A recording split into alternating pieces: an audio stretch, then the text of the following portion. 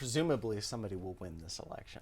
And presumably we will have many people who are going to make determinations about regulation over the next, say, 18 to 36 months. We have some precedent we can look at, the GDPR.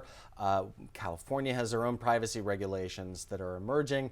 But cybersecurity and cyber defense is still something that is challenging for our federal government. And when we listen to Silicon Valley, we hear mixed signals about whether regulation is good or bad. What is your take? Is regulation coming? What will regulation look like? And should we have regulation of cybersecurity? So I'll start with the first point, which is the general straw man that is trotted out in these is that any government intervention is bad. There's truth to that. Government, particularly the federal government, tends to be big and heavy-handed, and that can cause unintended consequences. That doesn't mean that that's always true. And so what I counsel is we want to see iterative policy. Let's mark a point, learn, understand. Let's engage the technical community in that discussion to bring it together.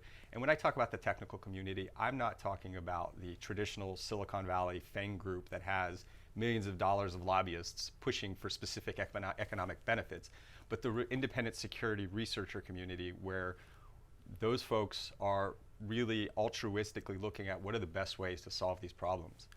Baltimore. Baltimore. Oh, I was originally born in Baltimore. Not many people know that. Baltimore is yet another example, and we're going to see more. Atlanta before. There was a small city in Alaska. City government is particularly vulnerable to ransomware and the democratization of attack that we see. These things are out there, and it doesn't even matter if you're the target, you can get hit. And once you get hit, this stuff spreads like wildfire, and it takes everything down.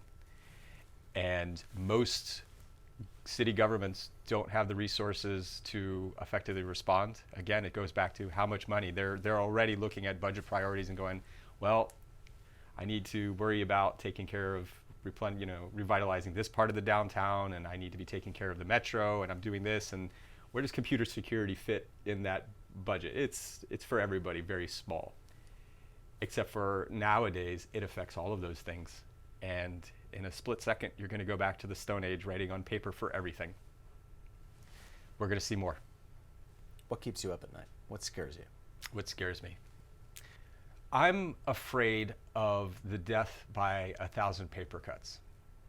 The cyber Pearl Harbor, the digital apocalypse that have been mentioned, I don't think that's really what's going to happen. I don't think we're going to have a cyber 9/11.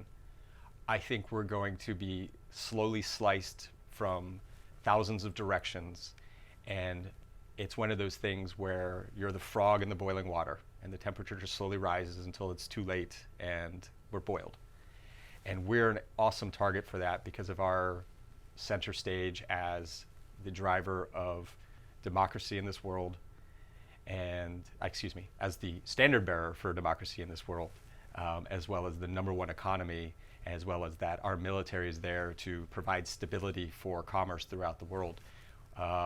And if it can be done to us that way, it can be much more easily done to anyone else. And so my fear is that we're going to find ourselves in an untenable situation, and we didn't notice it because it was a sum of thousands of attacks. And the solution?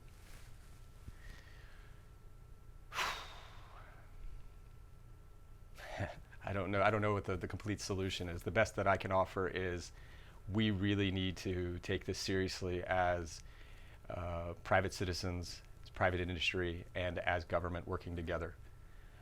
Private industry is on the forefront of these attacks because they're the most vulnerable. They are the economic powerhouse of everything that we do. And I think the government needs to take a much stronger stance on what kinds of resources it's providing in support of that. And the more repetition of what we saw with Cyber Command in 2018 with our Defend Forward strategy. There's a lot of argument in expert circles about how well does cyber deterrence work.